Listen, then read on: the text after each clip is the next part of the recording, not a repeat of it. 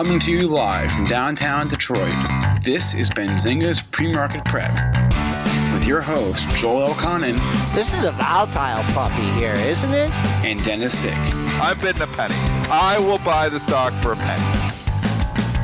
With everything you need to start your trading day.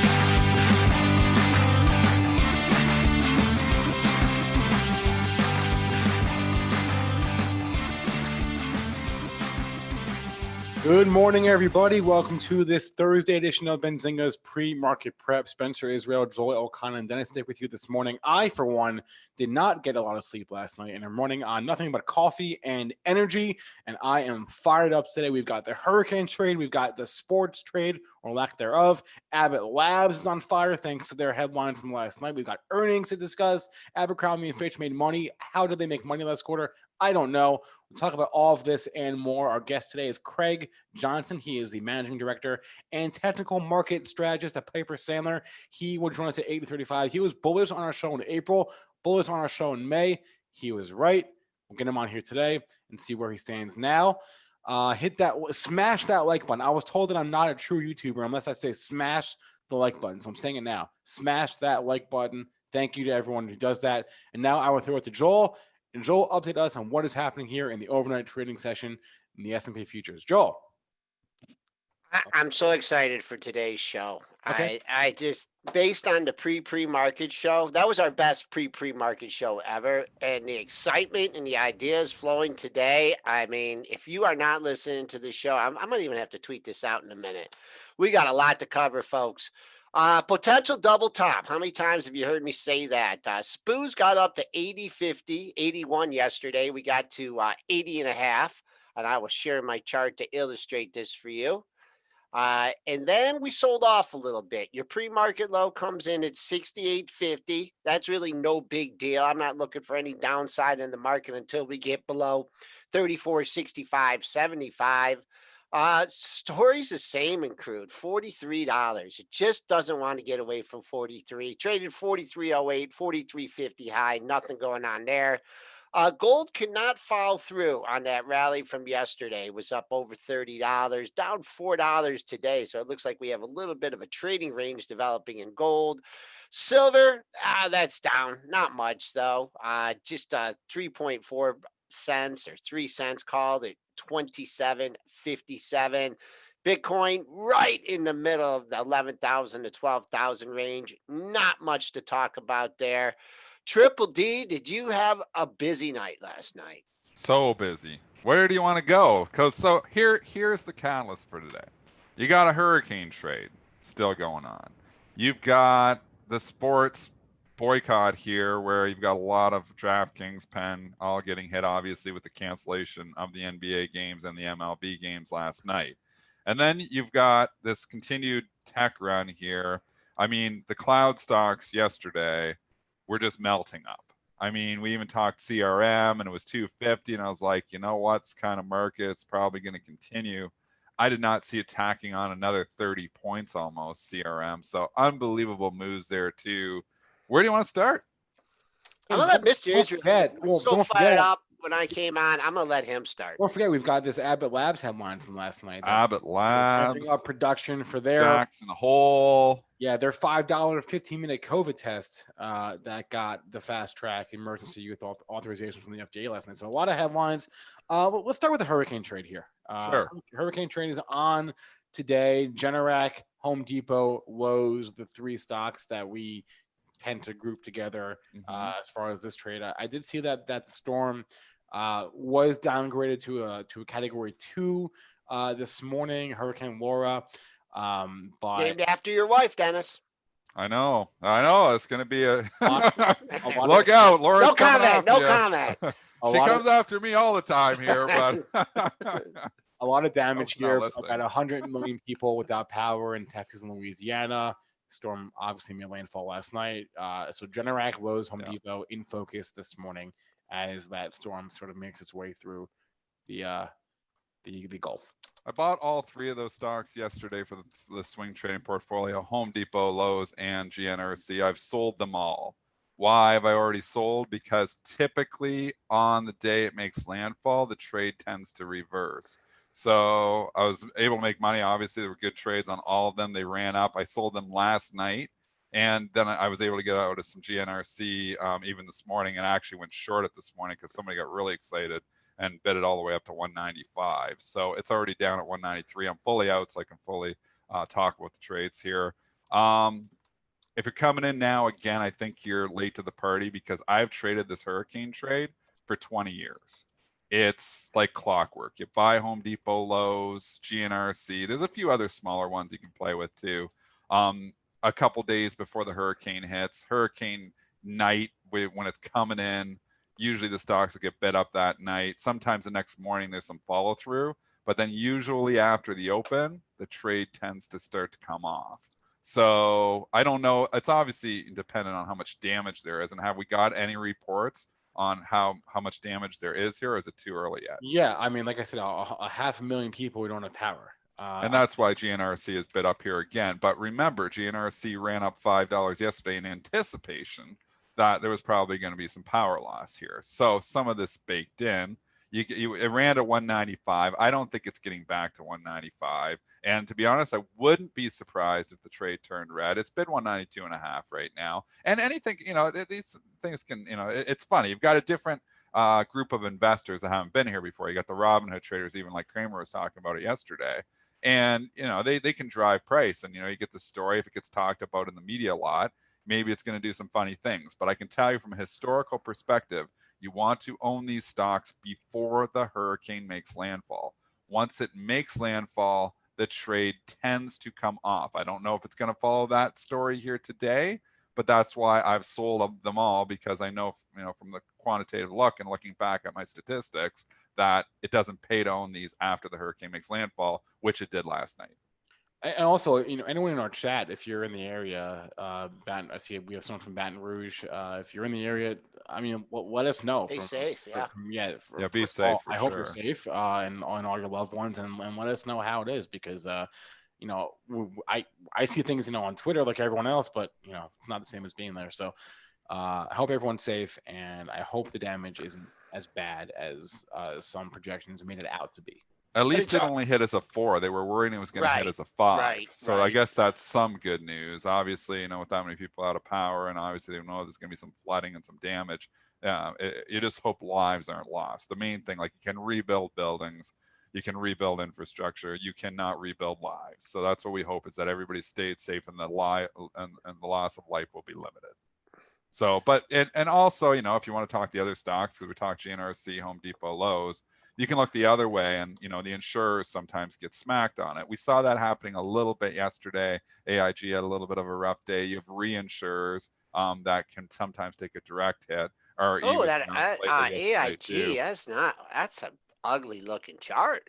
Where's that stock been? Does it know about a bull market here? No, AIG? It's a financial, Joel. The financials don't know that we're in a bull market. So any financial stock, they don't like financial stocks. So we've seen this when we've been talking about this underperformance of the financials, and AIG fits that bill completely. Could it reverse here today? I mean, it had a little bit of an ugly day ahead of the hurricane. I don't think this isn't Katrina. So this isn't, whoa, what's the insurance loss is going to be? Yes, there'll be some. And you can think of Allstate. You can think of, the other ones. Allstate was down yesterday ahead of it too. Travelers Group. I do have a position still on Travelers. AIG, and obviously the reinsurers are a direct hit. But again, I don't think the damage is as severe as maybe some people had thought it could be. So that's why sometimes this trade can reverse as well. All right. Didn't do a lot of the technicals here, because I just think if you're in these stocks, you just want to keep an eye on the pre-market high for continued follow through. Same with Home Depot trading in an all-time high, Lowe's in an all-time high. Full disclosure, I'm long Lowe's and I'm not selling it. Dennis, don't ask me if I'm selling it. Joel doesn't sell. He only buys. He doesn't have a sell button on his. What else are these stocks? Home Depot, Lowe's. Home Depot, Lowe's, GNRC are the ones you quickly the main think ones. about. Okay. And then, you can get into some smaller trades, some of the construction companies, the shingle companies. I mean, if you really want to reach, I don't think the market's going to reach that far, though. I like I said, when I was playing this yesterday, those were the 3 stocks. GNRC, Home Depot, and lows. I was able to make some money in all three of them. And then, like I said, I just got overexcited this morning. Somebody's buying GNRC up at 195 at 7 o'clock. I was like, okay, sold. So that just seemed like it overdone. And now it's in the 192 handle. So this trade is obviously still on to a certain extent this morning, but again, it's light volume in the pre-market. Does it reverse after the open? Sometimes it does. So I'll just say be careful chasing the stocks here because it could reverse. Okay. All right. The other big story from last night, this is big. What was the cancellation of the Bucks game, and obviously then the cancellation of all the NBA games, and then the cancellation of the MLB games. Give us the details here, Mr. Israel. Yeah. So this is how convicted I was in this idea. This has never happened before, but I think it was around 5 or 5:30. I texted Dennis and I said, Dennis, go short DraftKings. You need to short DraftKings. I have never texted Dennis after right before. I said, Dennis, you need to short DraftKings. He responded within seconds. He said, I already have. You guys are an algorithm. You guys. Great minds think alike sometimes. Go ahead. So essentially, I'm sure you all know the news by now. The Milwaukee Bucks chose not to come out on the court last night and now play their game. And that decision, what is essentially a strike, that's what it is. That decision spread to other major sports, to baseball. There are some games last night that were not played. Football, some conversations are happening. And so there is an NBA Board of Governors meeting at 11 a.m. this morning, and they're going to talk about it. There was a informal meeting last night with an informal vote, I believe, and LeBron James voted to can't just cancel the rest of the season. And my point in texting Dennis was the fact that you even have to ask, the fact that it is even a possibility that the sports that are back for the season, basketball, baseball, and then soon to be football, that they could cancel their seasons outright. The fact that you even have to ask that question makes me bearish. It's scary for draft. Enough to short DraftKings. I have not done so, but DraftKings and then the broadcasters, Viacom, Fox, FOX or FOXA, and Disney. Viacom got an upgrade today. It's the reason why it's not trading down. I would think Fox is trading down here this morning, just slightly though, and just on some odd lots. So I don't think they're going to slam it. DraftKings is the pure play. Like people think, that's the one I thought of right away too. I didn't think of, the Viacoms and the Foxes. I was thinking DraftKings right away. And it's such an interesting story here because CNBC was giving out gifts last night. So DraftKings tanked. We give out T-shirts. They give out gifts. They were giving out gifts. The reason they were giving out gifts is they were propping up DraftKings, and it was just a great shorting opportunity to fade them. And I'll tell you the story. Bring up the after hours chart, and you'll see a lot of whipsaws and DKNG. So show the DKNG after hours, and it tanks on the initial headline. The Bucks games canceled, and obviously more NBA games followed. It tanks about $1 down into the 37 handle. And then you'll see this blue candle. You can point it out, Joel. Go point out the candle if you can. The one no. You're looking at today's action. We got to look at last night. So Joel gets the pre-market and after hours confused. Right there. Yep. So you see the big ugly pink candle? Point to that one. That was the one where the initial headline knocks it down. The next blue candle where DraftKings spikes up and goes into the 39 handle. CNBC advertises Dan Niles is coming on CNBC in a few minutes, and he's going to talk about his bullish thesis for DraftKings. And DraftKings goes from the low 37s all the way up, or mid 37s. It rises $1.50 just on that plug and goes all the way up to $39 and change. And I was like, are you kidding me? I mean, here you've got, a very bearish thing happening here for DraftKings, and CNBC pumps it up. Anyways, they talk with Dan Niles, and it stays up there for most of the segment. They don't get to it, and Dan Niles never even mentions DraftKings. So then you see DKNG tank again, all the way down into the 37 handle once again, falls $1. So then what do? They've got to talk about it. And they said, Guy Adami, Tim Seymour, what are you doing?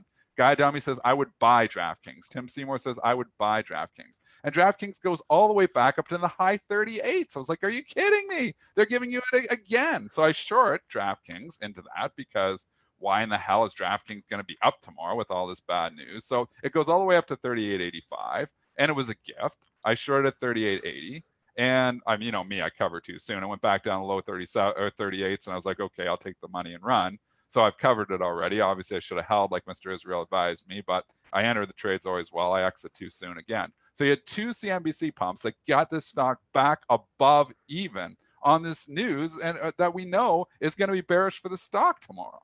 So, and then obviously the stock has fallen off significantly there. So, Joel, you're pointing out the fast money. You're on the wrong candle again. Look Well, to no, after here's the hours. pump to Forget about the 39. pre-market. Oh, You're in the pre-market. This all happened last Yeah, night. It's I'm 3 consecutive trying. candles. Take off. So where Joel wrote fast money is wrong. It's the candle right after.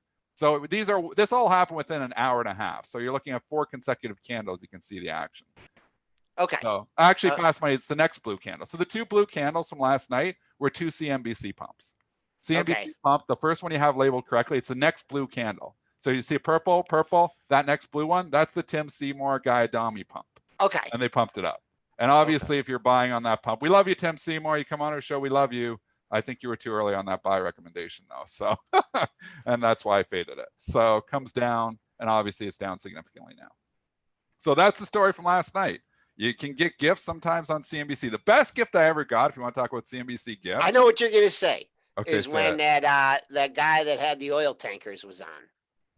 The guy that had, that was good too. Yeah, that was good too. But now I'm forgetting the other one. It'll come to me, the other one. That was a good one too, though, Joel. You made me forget which one I was going to. But anyway, sometimes you get some gifts, sometimes you don't. I mean, that was a gift last night because this is obviously bad news for DraftKings. Is it going to bounce from here? And Tim Seymour, let's give Tim Seymour and Guy Adami some credit. They're not talking day trades here. They're talking longer term. So they're saying they would buy the pullback in it. So they weren't saying we're going to day trade this and buy it last night. We're down $2. They're just saying they like the story overall. So they would still be buyers down here at $36.95. So they may end up being right. But that immediate pop just shows you how much retail just follows whatever they say on fast money. And it was a gift because there was no way DraftKings was going to be up to date on all this bad news. And now DraftKings is down 5%. So that's how you can use CNBC to your advantage. And what about, Spencer, go ahead. Yeah, we've also got PENN Gaming, which I didn't mention, PENN. Yeah. The LCA, which is the SPAC that I own that one. Dennis has. It isn't as much like a pure play, but may trade in line with DraftKings to an extent. The one thing I just can't stop thinking about is Dennis, you talk about scenario analysis all the time, right? Yes. If there is no season, then the broadcast revenue, the lack of broadcast revenue will be huge for a company like Fox. Like, think about Fox. Fox, what didn't they sell to Disney? They did not sell their cable news, and they did not sell their network, right? Fox and Fox Sports. That's what they did not sell. They bet on cable news and they bet on live sports. Now take away half that equation. Take away live sports. You just got cable news. That live sports is basically half their revenue. I mean, Fox, the Fox network is half their revenue, and the biggest revenue driver for that is live sports. Think about who gets the Super Bowl this year. CBS. Okay, biggest TV event of the year. See, that's CBS. We got, of course, ESPN. I just can't get that out of my head. I don't come into the to the show every day with convicted ideas, but I have one today, and. But I just don't think, and you can go here too, Joel, but I don't think they're going to cancel the seasons. So I think Tim Seymour Guy-Adami eventually right here. I do think this buy is going to be, I don't want to buy on the day one because what if they did? DraftKings would really tank on that news. So we don't know how far these NBA protests and professional sports protests are going to go. I don't think they're going to cancel the season. It's just my thought process. That's why I think this is going to end up being a buying opportunity for DraftKings. Obviously, it was a shorting opportunity last night, and you're up 5% if you covered here right now. But what do you think, Joel? You think they can cancel the season? I really don't know. Nobody knows. There's so much going on right now. My head is spinning. I mean, the sport, what's going on. I guess the COVID thing is like nothing now, right? But Nobody's what's going on? Yeah. And what's going on right now? I mean, what I would like to see is what is their objective? I mean, what change do they want to see? You can stop playing. Yeah. And it's a good sign, but where is all this going? We need a solution. And, where's it coming from? Where's there any hope in this, of any of this being resolved anytime soon? So, if they come out, what are they going to do? Are they going to go stand on the picket line? They don't want to do that. I like the move. what's the objective? Like, what's the outcome? And I have no idea. So that's the problem. That's one of the things is they don't know. No one knows what the next steps are. No one knows if there's going to be a season, if there won't be a season. But no one has these answers. But my point was the fact that you even have to ask the question. And the fact that it spread so quickly to other sports. It started off in the NBA at like 4:30, and by 7 p.m. it was at baseball. There were I saw tweets from NFL players. I mean, it spread like that. So, take away the live sports. No, because everyone will be able to bet on SEC and ACC football. Right. So. That's why I texted Dennis last night and said, I said take it home short. He didn't do that. And you were right. When you texted that it was over $38, I should have taken it home short. The scalper blood in me took the quick money and ran. But you were absolutely right. Sometimes we got to think a little bit longer picture. And obviously, that picture here is the story is still playing out. And the one thing we have to consider here too is, inevitably there's going to be another incident. I mean, there's so many police officers with so many interactions throughout the country. Inevitably there's going to be another incident, and what happens then. So it's it's scary. It's a sad situation. And obviously we are I'm going to try to stay away from that conversation. I just mean that there could, we've had another incident happen again. I mean, inevitably eventually there's going to be some other incident. Something's going to happen. A police officer is going to make a wrong decision and do something that they shouldn't do. So, it's they obviously have to think very quickly, and, it's very sad, this stuff happens, but I would imagine eventually there's going to be another incident, and maybe these protests escalate even more than that. So I don't think the end of the story is here, which would be to your thesis, Spencer, that, maybe these protests, do continue. Uncertainty. How do we want to look at these stocks? Do we want to just look at potential support, resistance? I see PENN. PENN. Well, PENN's been on such a run. Maybe that's a good one to go to. I mean, this PENN has been an unbelievable mover. So could some money come out of it? But then again, you have the Portnoy, love in here. Everybody loves Portnoy. Jim Cramer talks about him every single day. I mean, it's still got the Portnoy love in there. It's probably going to be one of those stocks that gets bought on the dip. So could you get down to 50? Would you buy it at 50 if it came down there? Trends up. Trends your friend. Today? Well, I don't know where it's going to. I'm saying eventually. When you give a number, who knows when it gets there? But I'm saying if it got to 50, I think I would be a buyer at 50. I don't know if it's going to get there today, tomorrow, or never. But if it got to 50, I think I would be a buyer. I think it may get to 50, and I know you like to pick out round numbers like that, but the actual numbers say 51 because you had three lows between 50.94 and 51.30, these three lows here. So that's the key. First time down there, when or if it ever gets there, it will bounce. If it breaches that level, you could see 45 in a heartbeat. 51's my number in PENN, and I'd be a buyer of the pullback, but I want more of a significant pullback. That's what I'll say. That's not. I'm not saying it's going to 50. People saying it won't drop to 50. Well, we don't know what it's going to do. I'm saying scenario analysis. This is what we set up all the time. People say, "Oh, you said 50. You think it's going to 50?" No, I'm saying if it went to 50, I would be a buyer. I don't know if it's going to 50. Go to 60. I don't know, but if it pulls back to 50. I think I would be a buyer because that's where it broke out from in August. So that's all stock trading is. Setting up your scenarios ahead of time. And then if it happens, then you know what you wanted to do at this point, and then you strike. So if it doesn't go to 50, I won't be a buyer.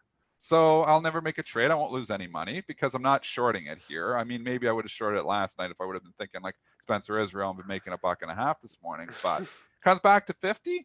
I think the trend is still your friend. I think you got the Portnoy love in there, and I do think people will buy this dip if it ever got back down there. Maybe it could do it today, maybe it could do it tomorrow, maybe it do it next week, maybe it never does it. Gets back to 50, I'd be a buyer. I'd be a big seller if it got to 55. 54.97 yesterday's low, 55.20 the previous day's low. So once you have a move and then a consolidation, then you lose the support overnight. 55. If you're if you're long PENN, long term, you want to see that thing get to 55, get back over 55, and take out that all-time high. With the news and everything that's going on, we'll have to see. I mean, they could come out and say, hey, we want A, B, and C, and we're going back on the court. And then, some changes are made, but I don't see where, I don't know what their directive is, and I don't know how their directive is going to be played out. I'm glad to see they're doing it. I thought about this a lot, and there was some players, I think Kyrie Irving said, hey, we're going to go back and play basketball after all this is going on. So there was some of this sentiment before. We'll see how it plays out. Yeah. Okay, so we talked the hurricane, we talked the NBA protests. We should talk Abbott. Yeah, that's the third big story of the day. ABT. So this is a huge story. I mentioned the headline from last night. They got the emergency use authorization for their rapid COVID-19 test. This is a $5, 15-minute test. And they said they're ramping up production to 50 million tests per month. Headline broke in the Pro, and obviously came from the press releases, and I was able to buy this just under 104. About 3 to 4 seconds. I'm fast. About 3 to 4 seconds after the headline broke, because I was like, boom, that's a headline. It's going to move it. The thing popped. I was in the trade for a total of 40 seconds. I looked at last night. I sold at 107.5. So I made 4 points in 40 seconds. Obviously, I had no idea it was going to go to 111, 112, or 115 last night, or 116 last night. I did not see that big of a move happening. But we know this market, the moves tend to, go extended more than you think that they can. Obviously, scalper blood got me there again. So I picked up a great entry, and I should have held on for a little bit longer, and I could have made some more money. But 4 trades in 40 seconds, I'll take it. Thank you, Benzinga Pro, and thank you, press releases. 111.63, it's up 8%. The easy money's been made in this thing. This is an all-time high, though. Again, just like CRM yesterday, I do not short stocks making new all-time highs, because we know these things can just get silly.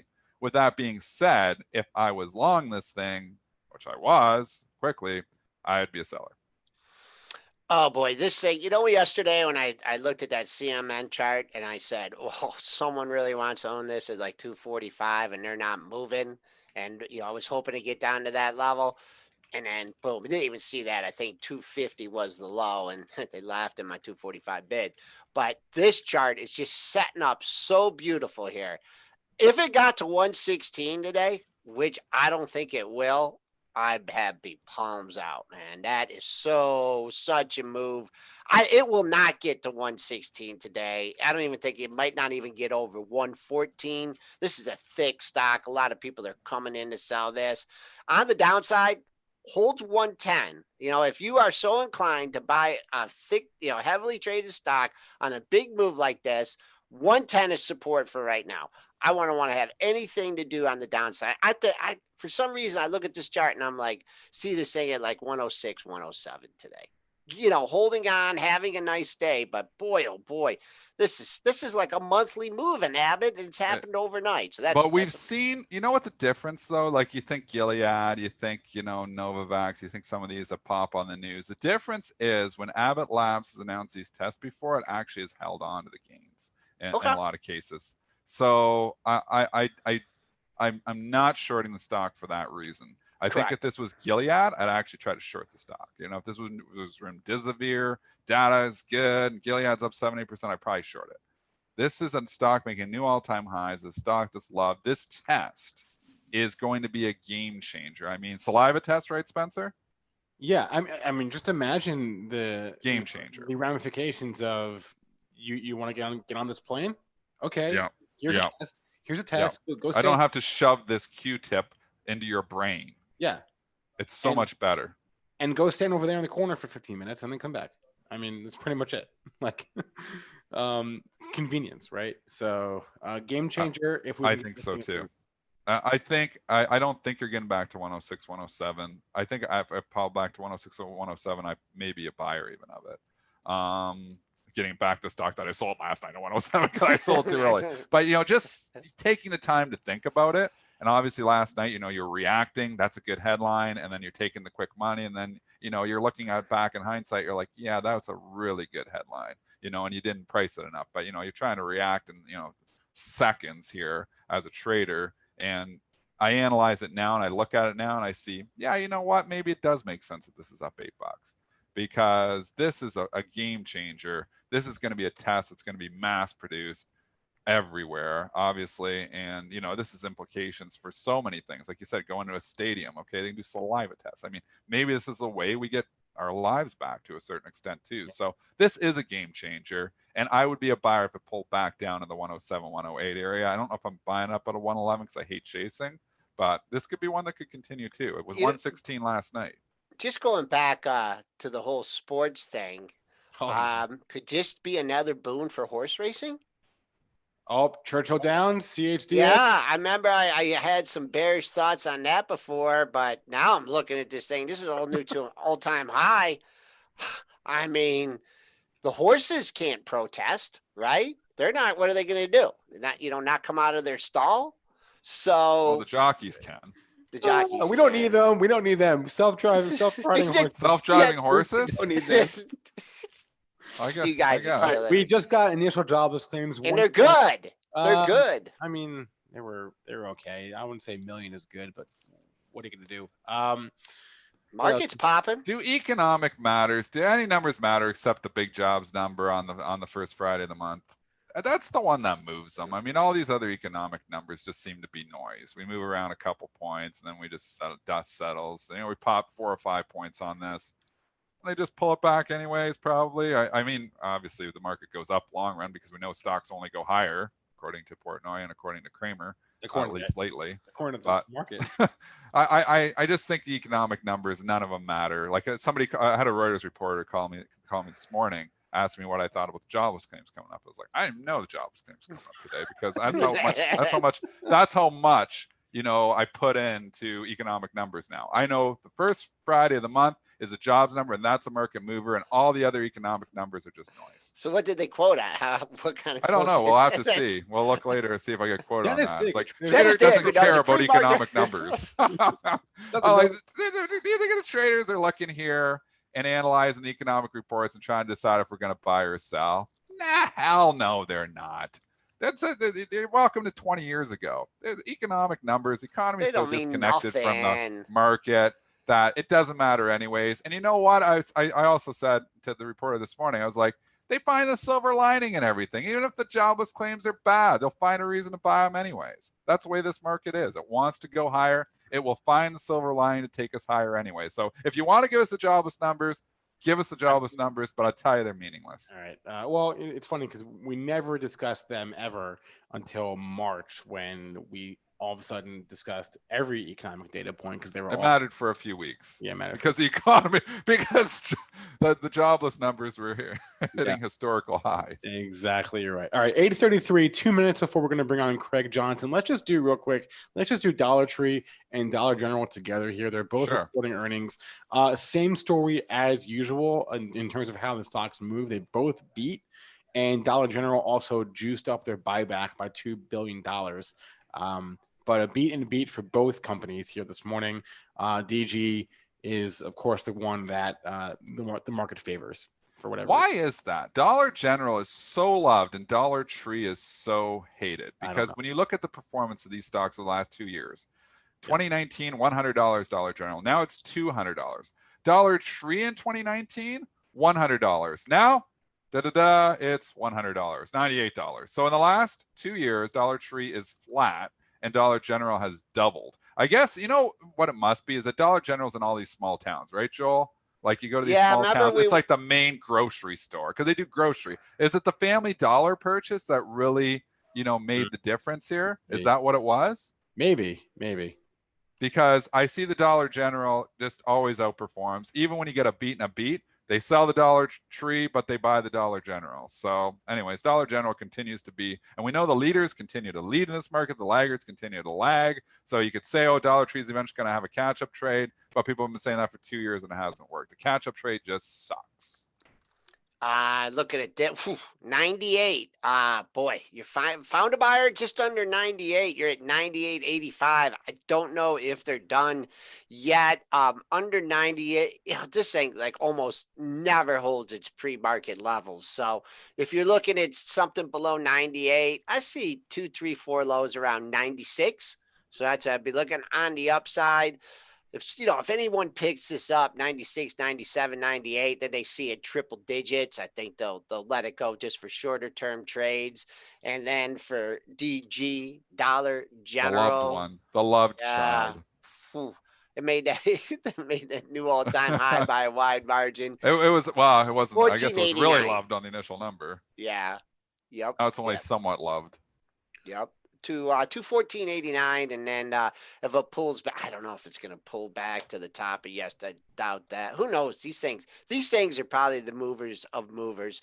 You're not too far. You can see yesterday's high, which was the all-time high at 204.66, and your close was right there at 204.09. So some early numbers for DG. Remember when we drove to that Michigan Notre Dame game and we Dollar General's in every small town. Yeah, we did. Southern Michigan, Dollar General, and that's the grocery store. Dollar General. True. This is true. All right. Before I bring Craig on, I want to say I want to see us get to over 300 likes today. We did it yesterday, or we came close to it. So I want to see us get there today. So hit that like button. We appreciate that.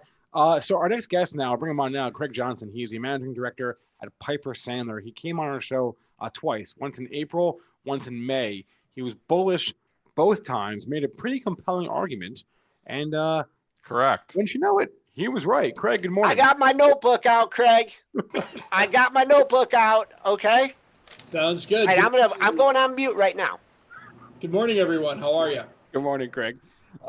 So has anything changed for you as far as your overall thesis is concerned? Are you still bullish here? Yeah, we still remain bullish on this market. Again, we come back and reiterate our 3,600, year-end price objective. I understand it's, 3-4% away from where we are right now.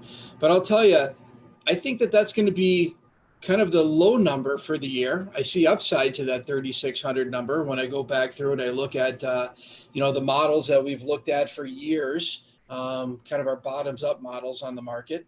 And while people are really questioning this market, why it should go higher, and concerned about the fundamental picture of what's happening in this country, which I can understand why they are, stocks are sending us a very positive message. I mean, it's one of the key components of the LEI and the S&P 500, that is, and it still continues to make a nice series of higher highs in here. So technically, the breadth of the market, when I look at the number of groups inside of our work, it continues to get stronger kind of week over week. The number of stocks and groups in our work that are in confirmed uptrends still continue to suggest that there's more upside. So despite all the fear, the concerns, and worry about the valuation argument, stocks are going higher, and they're going higher for two reasons.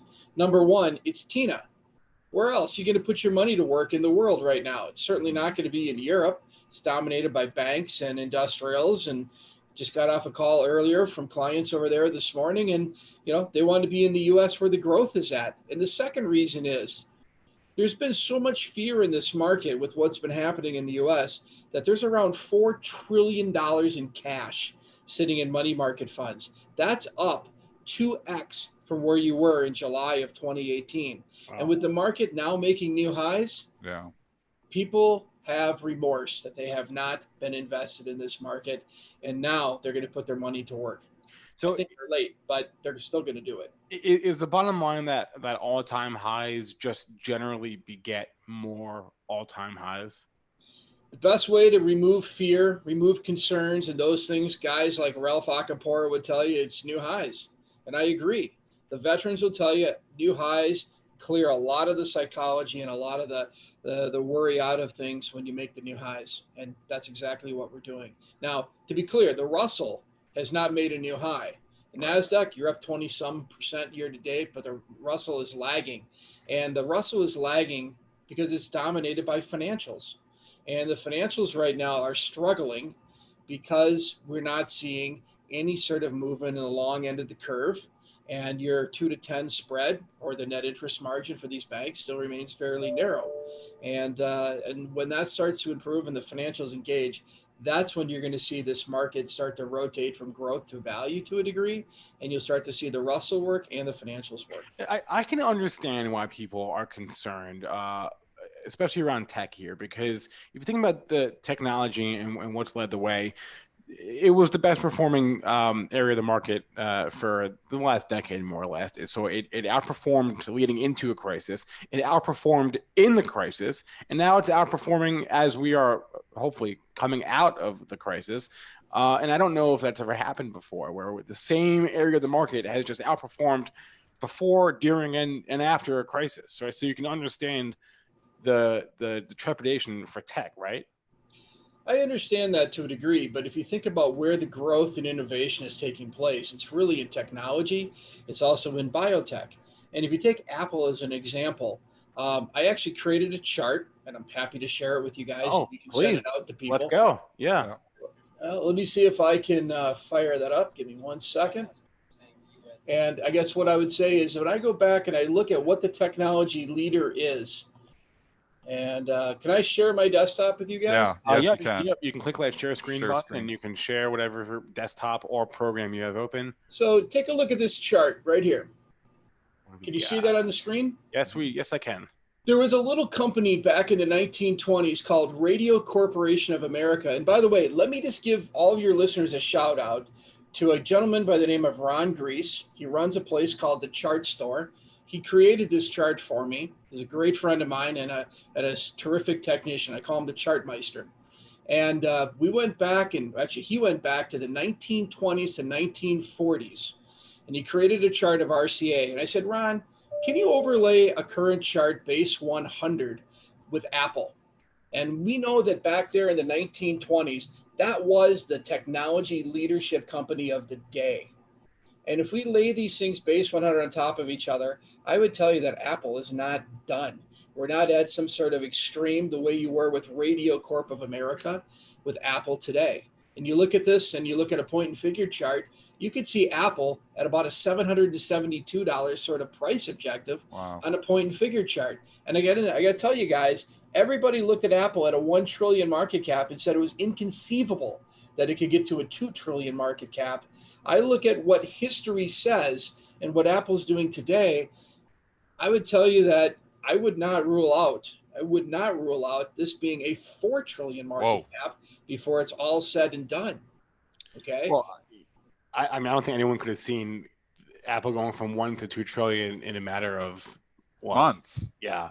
Did it in months. Correct.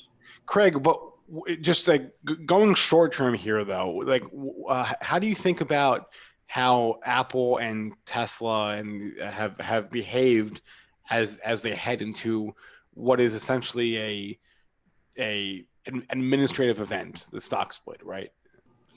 So stock splits, again, this gets the retail crowd sort of whipped up. Okay, I can buy it again.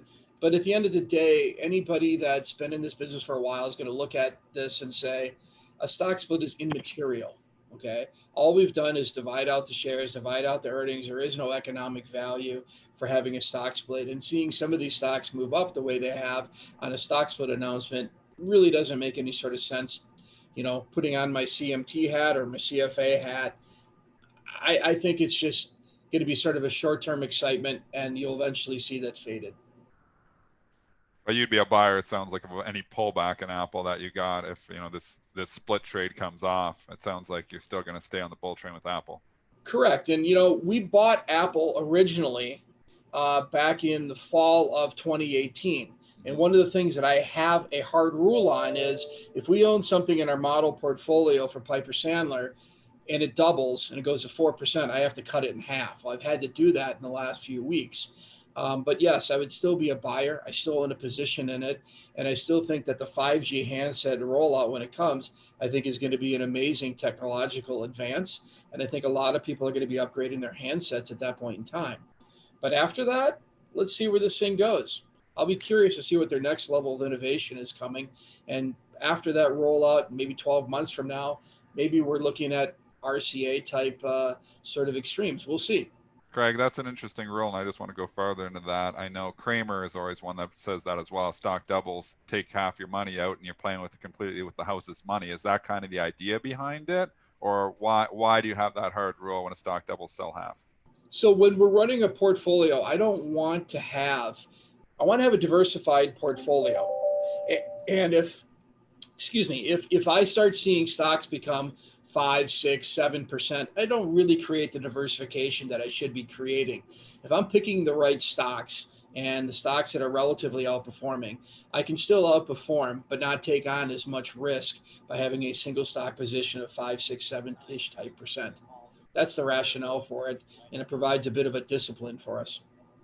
We're on the line with Craig Johnson, Managing Director, Technical Market Strategist for Piper Sandler. Craig, I just want to talk to you. You mentioned a lot of different stocks. You were bullish in many different sectors. One that really hasn't played out yet, and I just want to get your long term. That the airlines, the cruise lines, Disney's made its comeback. What about these travel, leisure stocks, hotel stocks? Where are you? They just give you a chance just to buy low and they're going to explode, or if they haven't left it now, they're not going. Well, I mean, I come back and I think about, the Delta Airlines and some of these stocks in the world, and I put that up on the screen. They've sort of come back in and they've been consolidating here below their declining two. Wait, Craig, grab your screen back because I took it back from you. So just sorry about that. Reshare your chart there for a second so we can see. Okay, perfect. Talking about. There we go. All right. So if you look at the chart of Delta Airlines, is that back up on the screen now, guys? Yep, I see something. I see a chart. Yeah, we got it. Okay, perfect. So when I look at something like a Delta Airlines, yeah, I mean, this coronavirus is taking a longer time to sort of. It's still a factor. It's still a drag for the entire leisure industry at this point in time. Having recently taken a trip with my son down to Key West, there was nobody on the airline whatsoever. The hotel we stayed at, which was a Hilton down there, because I like to get the points, there was a third full at that point in time. So I continue to see that there's a lot of trepidation among individuals, and I think right now a lot of businesses are starting to figure out that, wow, I don't have to have my employees out of the office, flying on airplanes to still get business done. You look at some of the numbers that are getting printed by companies that are now reporting, they're pretty solid at this point in time. So I think it's going to take more time for this group. It's still working. I think the recovery is still underway, but it's taken a lot longer to deal with the coronavirus. And I think even I anticipated as I was looking at this market in, say, March, April, and May. It's probably going to continue to be a slow travel period into maybe mid-2001. Hey, just before we let you go, you've laid out this bullish scenario for us. There's other, fundamental things going on. We have the election coming up. We have, major social unrest that we probably have never seen in our country before in a long time. Seems that we're dealing with the COVID crisis, very well.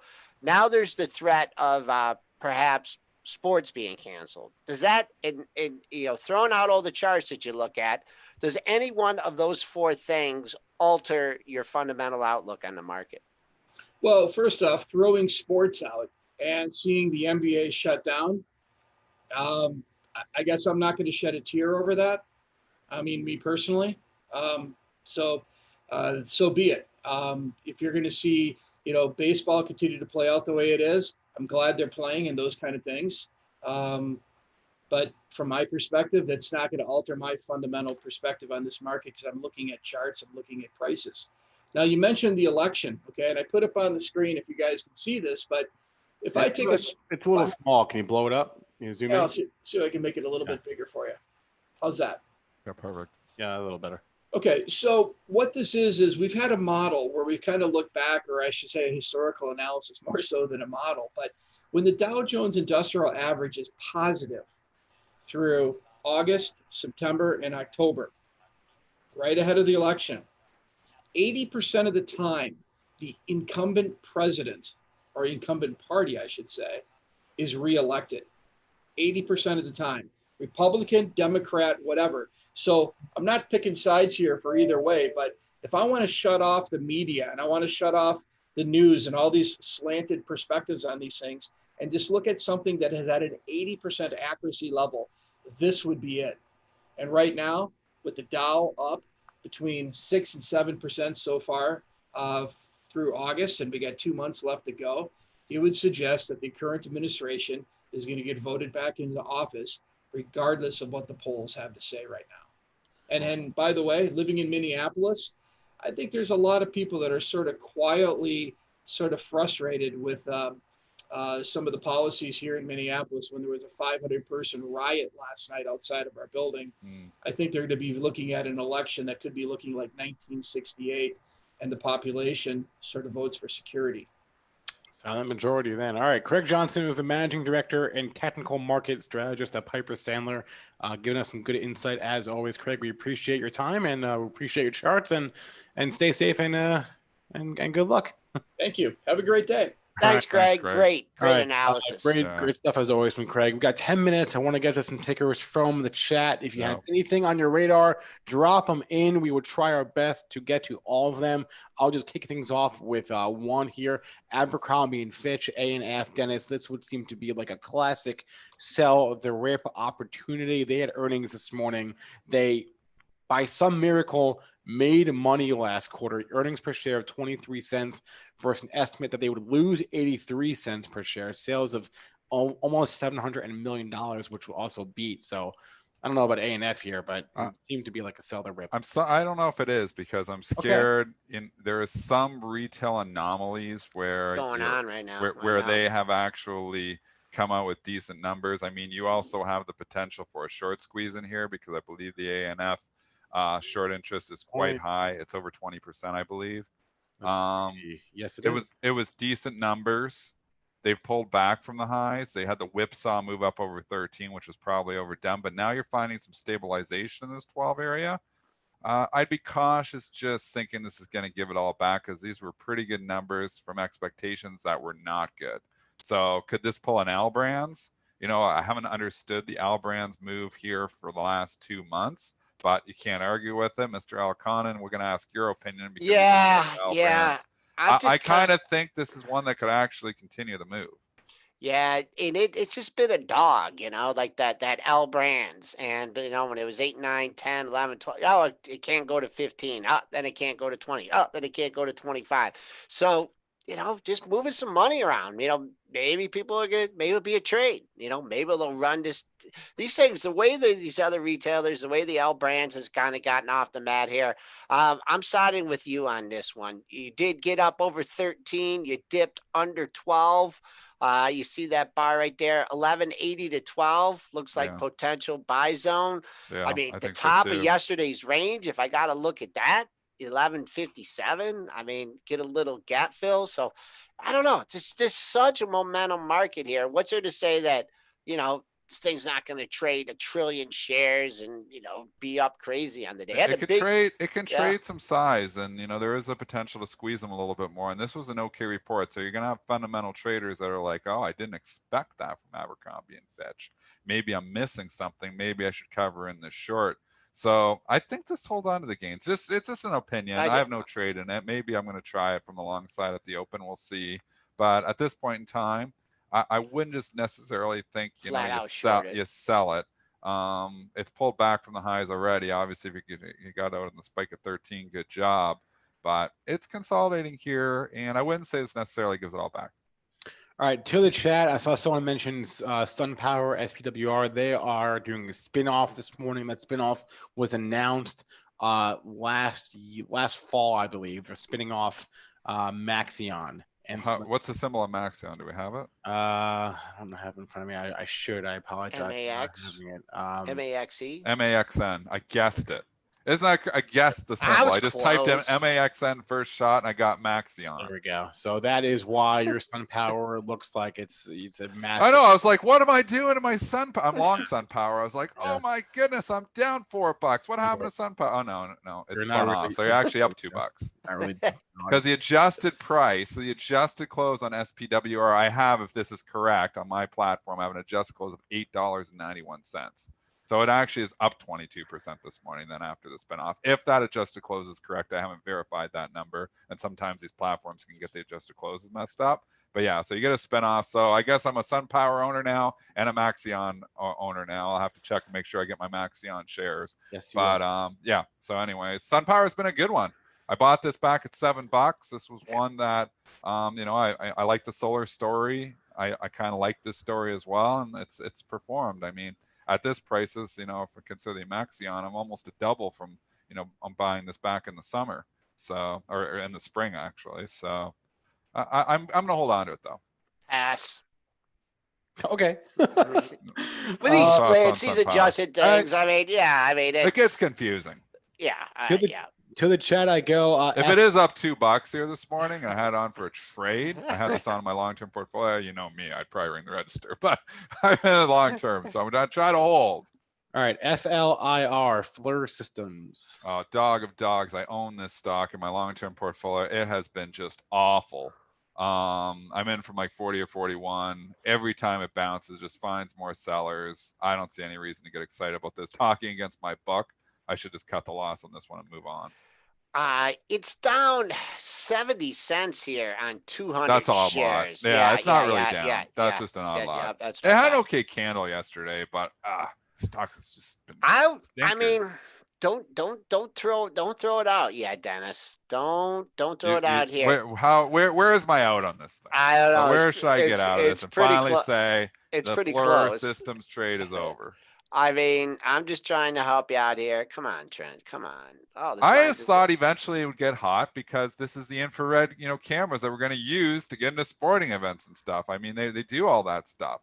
So I kind of thought eventually this story would get hot again. I played it once and I played it really well. I bought it from 38 and I wrote it up to 45 and I sold it up at 45 or 46. Well, it came back down the 39 area and I was like, okay, I'm going to rebuy the shares I sold. And I actually was up in it for a bit, but then the good earnings report came out and they sold it on the good earnings and it has not been able to recover since. So maybe it eventually turns around, but this has been a dog. I keep 35 and a half on, keep an eye on that long term, 35 to 35 and a half. You had that spike down right that $35 area, 4 lows in the same area. So it closed off it a little bit. So you have a major area of support. So maybe you might get like the undercut, like run it to 34.84, I'm out, 35 and a half is gone, and then take it back up. But I think longer term, I'd really keep an eye. Let's just call it 35 and a quarter. That splits all those lows. So, I mean,